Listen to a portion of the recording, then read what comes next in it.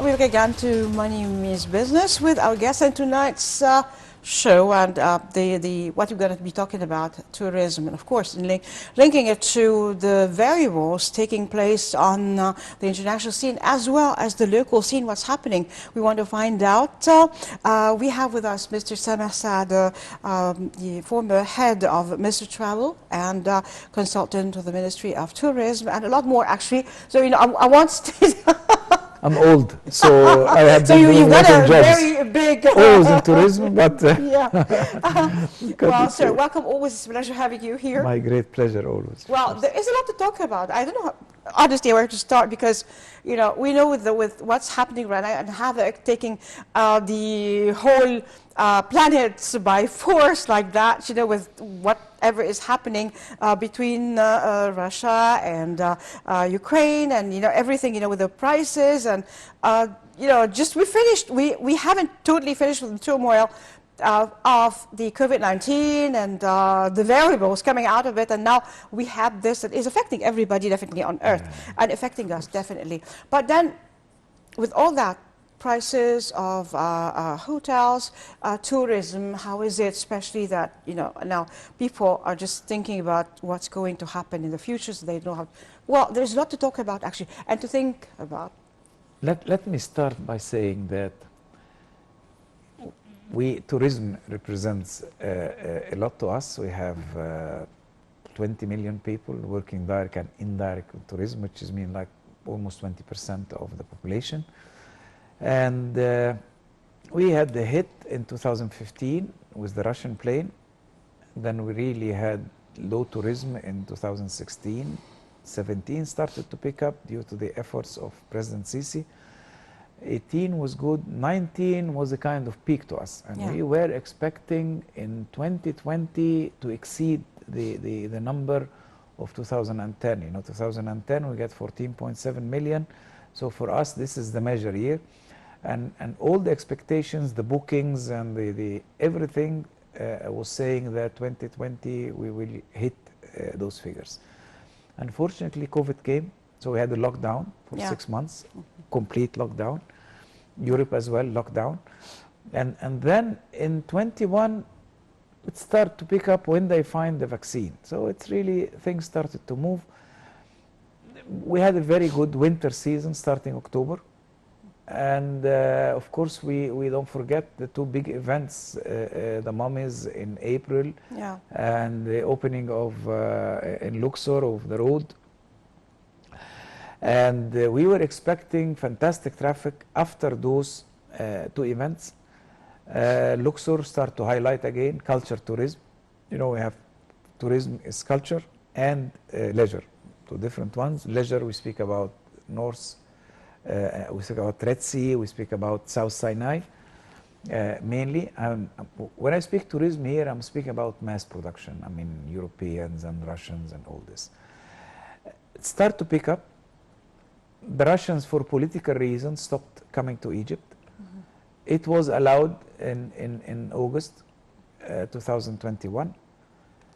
Ukraine was traveling to Egypt during the last period. They started in small numbers because the country wasn't really ready for numbers. And recently, it exceeded the 1.5 million tourism. So Ukraine became a big supplier to us. East Europe as well, big supplier. I want to say like 72% from the tourism coming to Egypt comes from Europe in general. So we were doing fine. Hotels and tourism sector start to recover from the COVID. But unfortunately, in February, this war issue came. It's not in the hands of anyone. And this last month, as you were talking about now, in this last month, we had plenty of crises. I mean, in 1 month, it's a lot.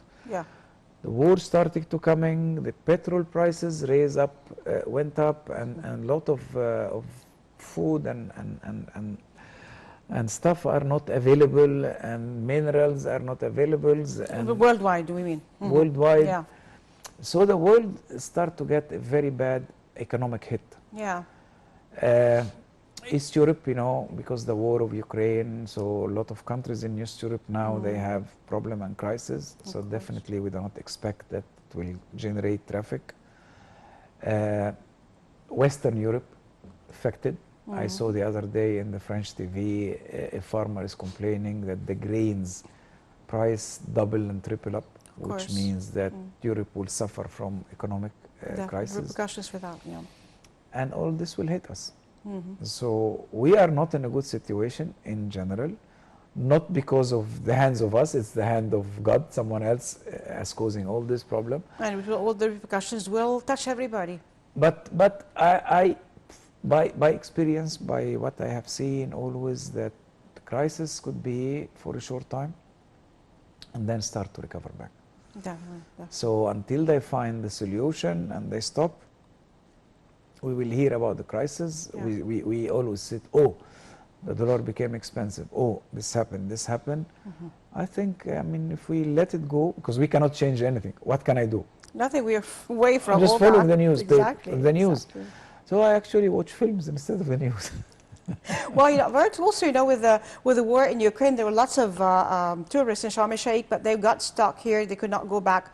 How to go back to Ukraine? So, and the government here gave orders to the hotels to keep them there. They're not paying anything, and they are there. The government sponsored their stay. Yeah. Because me, as a hotel owner, definitely I can host some people for a few days, 1 week, Definitely. but I cannot host them forever. Yeah. Right?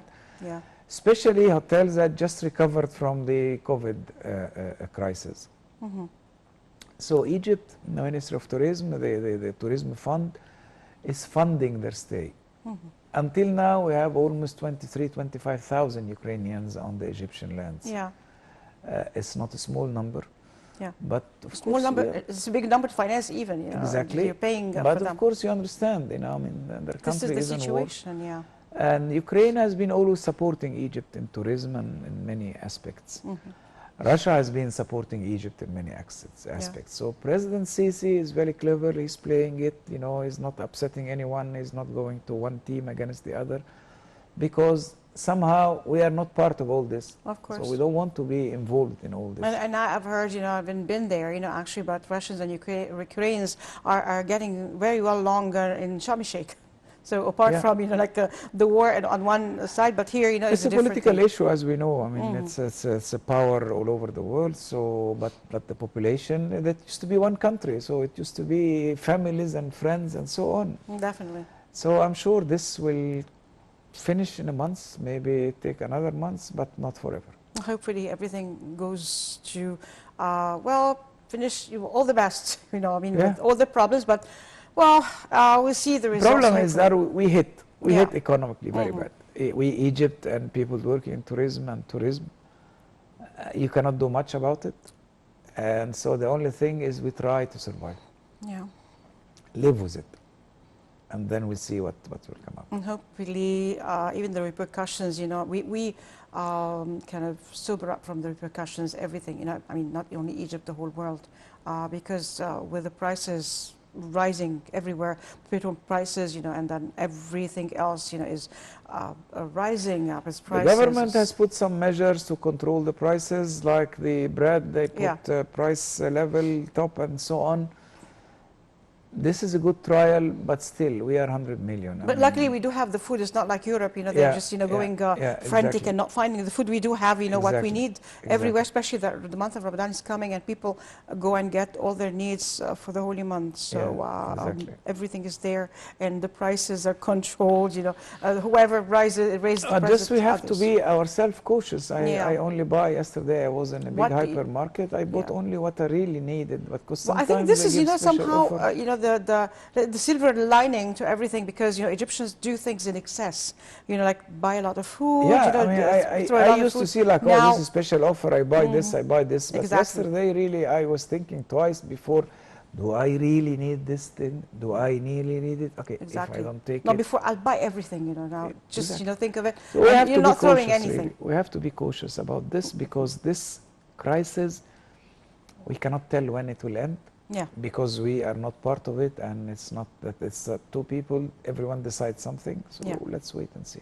Hopefully it does not train and stay longer for the good of everybody, hopefully. Also, a very important subject. Now, people, when they come here, I mean, tourists, there are certain areas that they go through that are very well known on the charter, or let's say, on the, everybody knows about it, and they just specify certain places. But there is a lot more to Egypt in different aspects to talk about. Fayoum, for example, you went to, you just came actually from. Just came back from Fayoum. Fayoum, we had then a conference, Faculty of Tourism and Hotels, and the conference was about tourism, hospitality, and heritage. And the guest speakers were really good personalities.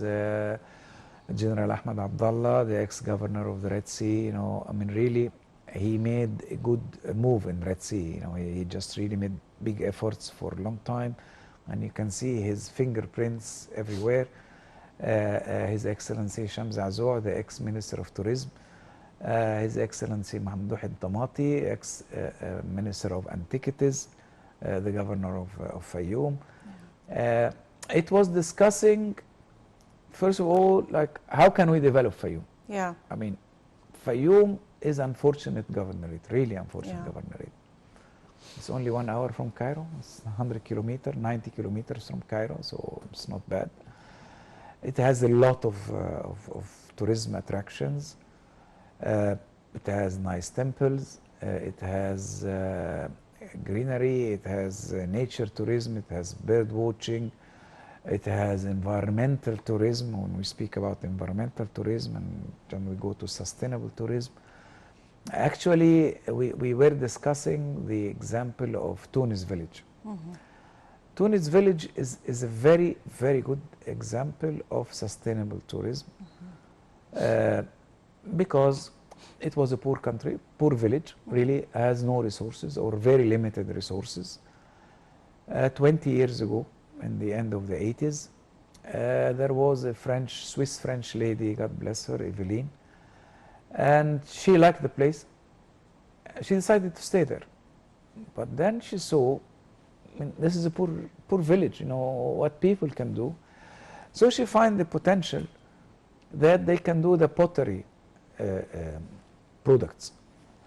So she made a school with a Swiss NGO as well. I mean, it happened by chance that I was in contact with some of those people, the Swiss. So I really saw all the development of this village since the 80s. So they started to teach the new generation and the old generation how to do pottery, how to start to make artists. I mean, don't copy and paste. Be creative, definitely. Be creative. Yeah, don't and get the paste. artist out of them. Exactly. But this is not enough to make it as a tourist destination, Yeah. So they started, of course, involving the community. What do we need to make a tourist spend 1 or 2 days? So they selected some people who could you are nicely and friendly, and they teach him basic language, like you will do the camel. So if the tourists come and want the camel ride, and they started to give him a session how to treat the tourist and how to deal and how to act. So it was a full session really in different aspects of tourism to make the village ready for tourism. And there is a big adventurer investor. I call him adventurer really, because when he told me before opening the place about the idea, I said, "You're crazy." He is French, and he opened a hotel there, boutique hotel, small, 12, 14 rooms. But we can say the room rate is 1,000 and 2,000 euros in the high season per night. He made it, wow, it's very basic, not really marble and stuff, basic in the environment, but it is made of fantastic good taste. And it made actually to a customer need. And he got European chefs, but then an assistant Egyptian to learn from this. Yeah. So this hotel really is the talk of Tunis. And then when the investors saw that this is running well, then they started to give more hotels. To expand So more. it developed. Yeah, So yeah, village itself, yes, it developed. yes. And so we were in this conference discussing about it, because when we speak about sustainable tourism, the main issue is to involve the locals to work. Yeah, And when we talk about it, that you benefit from what's available in the environment exactly. to make people come in. Doesn't need to be archaeologists or temple or this sort of stuff. No, anything could be attractive. People will come and see it, and the locals would benefit because you employ only locals, and definitely you buy local products. So it's sustainable. It raised the level of living of the locals.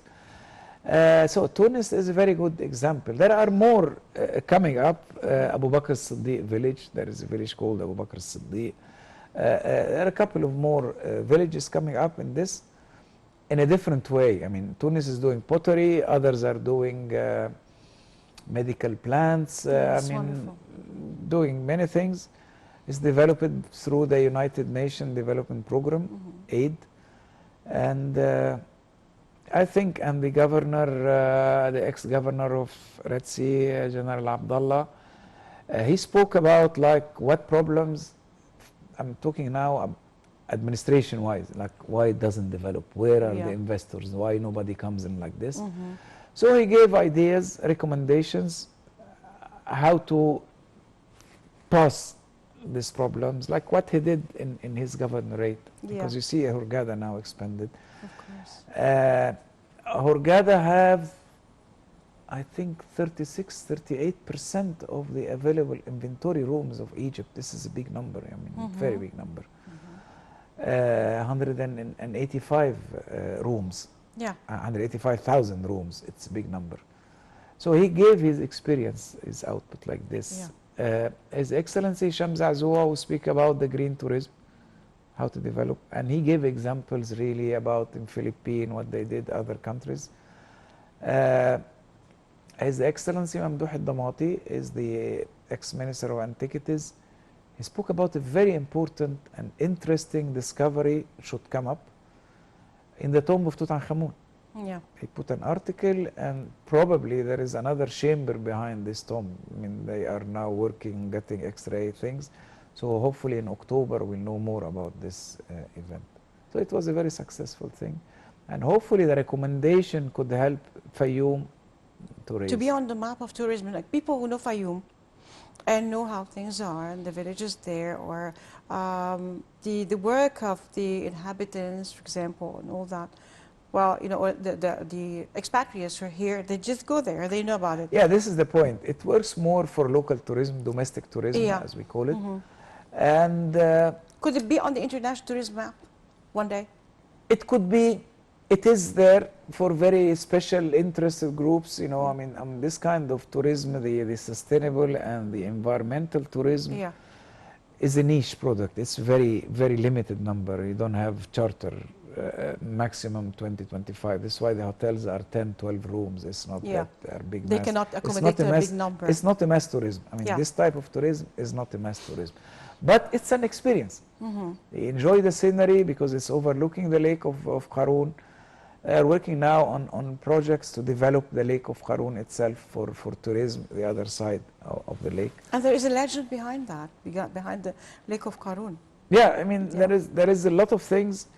And it's a treasure of tourism. I mean, it's coming future. Now they have ring roads even going there, and it's 1 hour from Cairo. It's not this much. I mean, I live in Sheikh Zayed. I came here in 1.5 hours. Yeah, with Cairo is different, of course. You know, and even now, you know, it's even better with the bridges that are there. It's just, cutting the time. Doesn't. Yesterday, really, I mean, the session was on Thursday, Friday. Thursday morning, I went. I attended the session. I went home next day. It was not complicated. I mean. Definitely.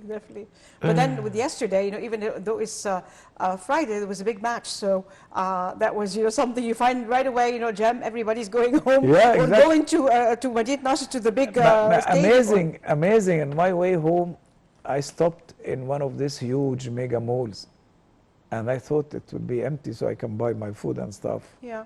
It was over. I mean, it was much of people, like, who is watching the match, guys? I mean, if you are here all, I mean, who is watching? People everywhere. Yeah, it's Ramadan, so people are crowded, people are queuing, buying things and buying tons of food as usual. I mean, it's us. It's Exactly. Egyptians and That's habits. Egypt. That's Egyptians. Yeah, it's us. It's Vivid all us. the time, all the time. And even though like before, 24/7, you find people in the streets who are just having fun. But with the hours, I don't know how the hours of Ramadan is going to be, but it was just midnight, for the restaurants and It's the start of business. Yeah. Yeah, of course. Yeah. Midnight is start of business now. Exactly. Well, we'll go for a short break. After we should be coming back. Stay tuned to us. Don't go away. We'll resume our talk.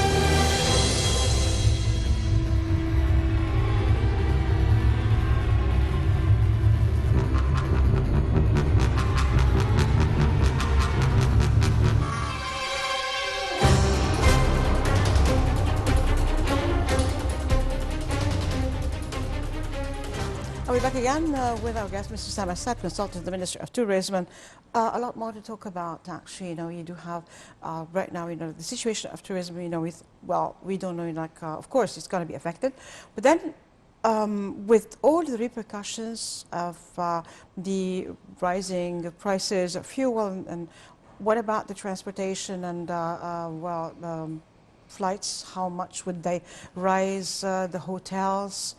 Definitely with the rise in the dollar and all that, how much the rise would be for the tourists and for us.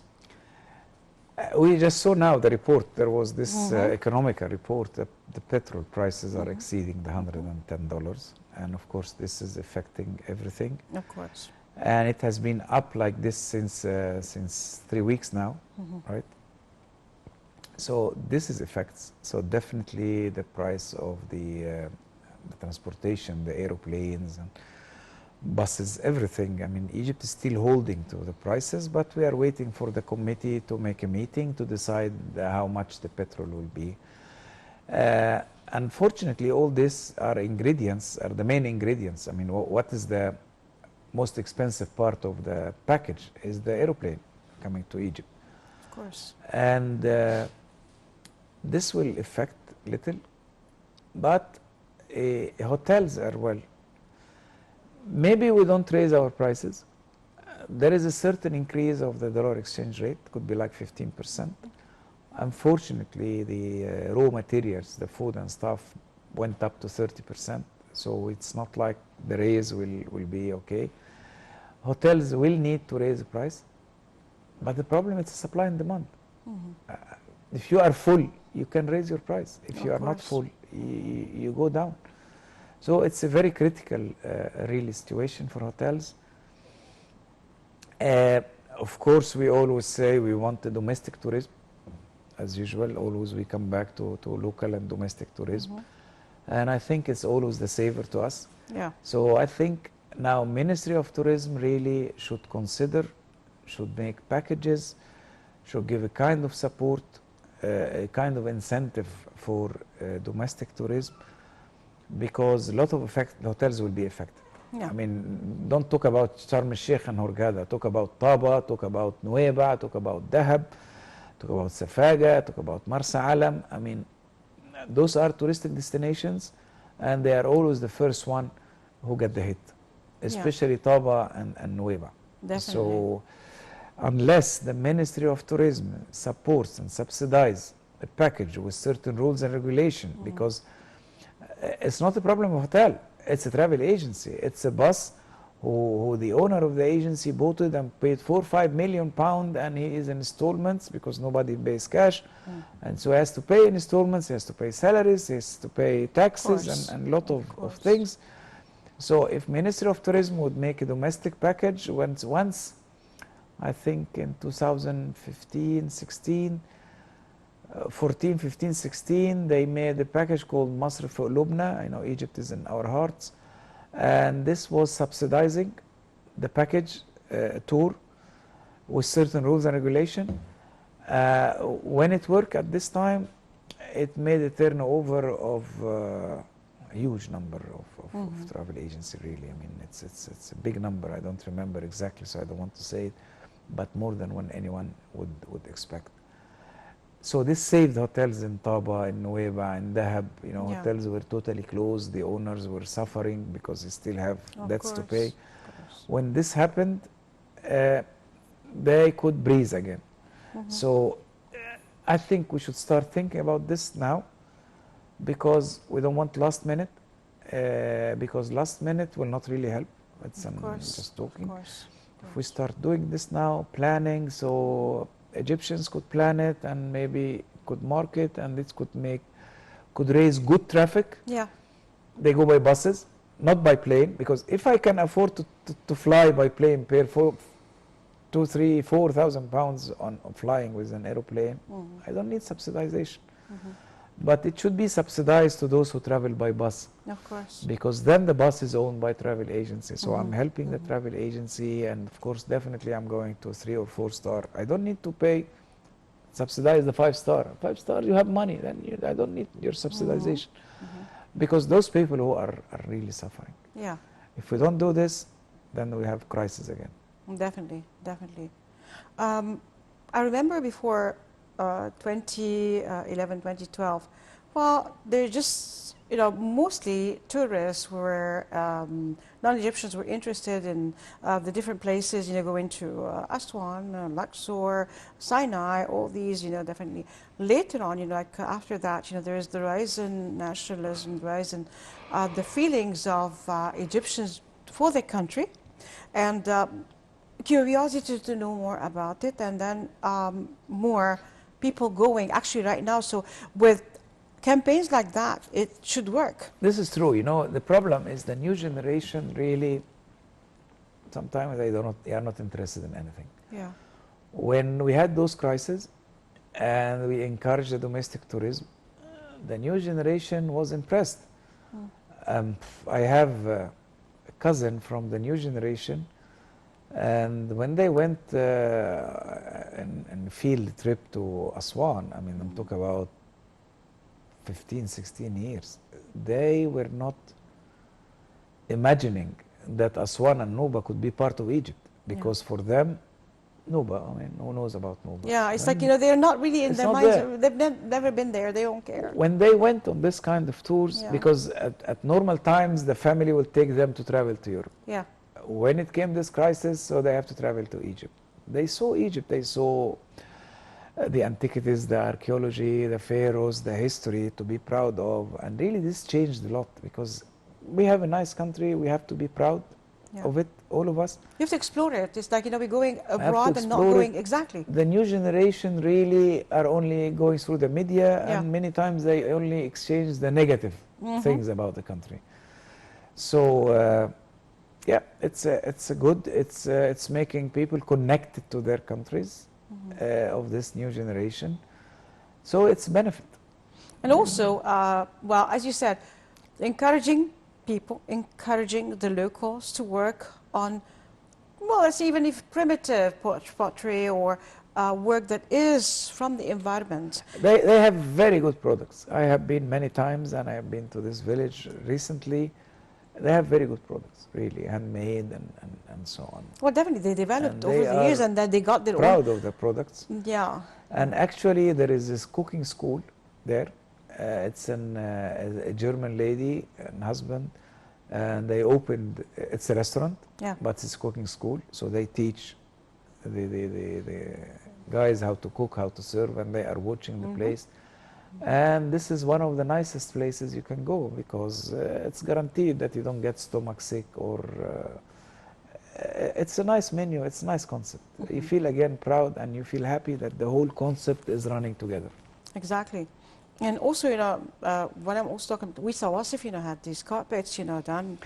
Wisa Wasif made a big move especially with tourism. You know, when he made this carpet schools and stuff like this, so it became an essential product, a principal product you Yeah. buy when you come to Egypt. You buy this handmade small carpets.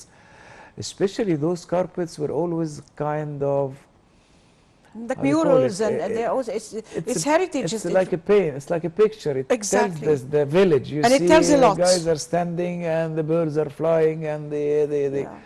the cattle is there drinking from the canal. It's really nice. I like to see those ones because they don't work with catalog. They just work The from their head. imagination, Yeah, yeah. and the colors, you know, from the environment, and they learned how to do that, and they just have their own art and artistic side all coming out, and like poetry, you know, all put together. It makes a beautiful poem.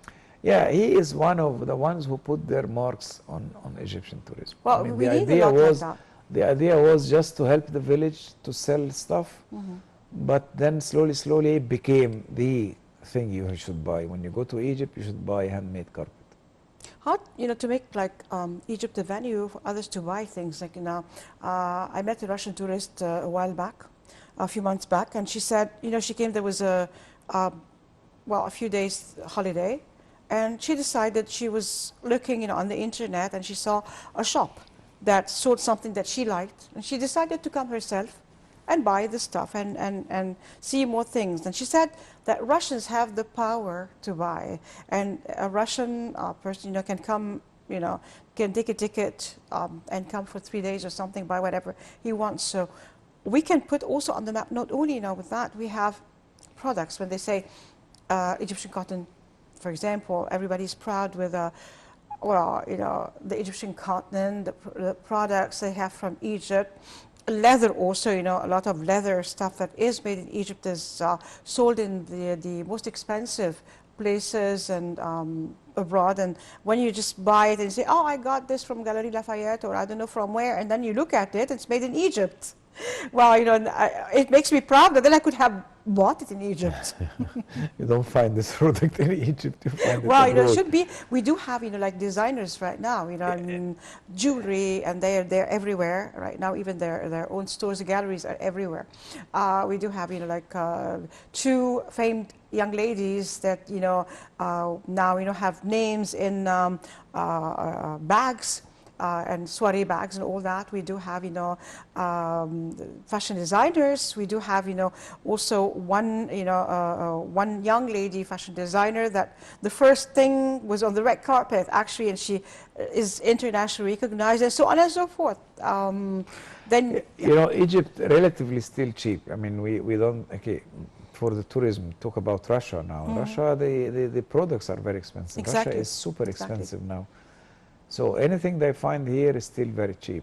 Yeah. The thing is that we have to offer good quality products, you know, Yeah. I mean, because the tourist, like me, like anyone else, when he goes there, he needs a good quality. You tell him a price, he like it, but when he get bad quality, he get very disappointed. well, it should be brand names, you know, for that, and that they can come. They're everywhere, you know. The brand names, you know, I just told you about. I didn't say only the name, but lots of brand names that are sold every. They have, you know, places in London, in Abu Dhabi, in Paris, but then, you know, we can have something like that in other things, you know, outlets for certain things like cotton, you know, things that are really checked and very good quality in order to attract tourists to come and You're buy right. that. Yes. Only in Egypt. Only in Egypt, exactly. Well, you know, we have 1 minute to go, actually. Okay, So good. a good time to fly. So one last word you'd like to say. I would like to say that the bad times will finish soon. Yeah, There is something coming up again. We are Egypt, protected by God, really. it's true. And we work in tourism. We shouldn't be disappointed. Yeah. Just we need to be careful, precautious, don't spend unnecessary money, because we don't know for how long what we have will last. And soon it will come back. Mr. Sameh Saad, thank you very much for being with us. Always a Great pleasure pleasure. having you. Great pleasure, great pleasure. And I'd like to thank our viewers for being there. We'll see you again next week. As for now, as we always, and God bless our Egypt, God bless Egyptians, God bless our president, our army, our white army, and our police. And as I quote from the Holy Bible, مبارك شعبي مصر. Let's be Egypt, my people, from the Holy Quran. ادخلوا مصر إن شاء الله آمنين. Enter Egypt, God willing, safe. And I sign off. I'm Nervi Nazim. See you again next week. Goodbye for now.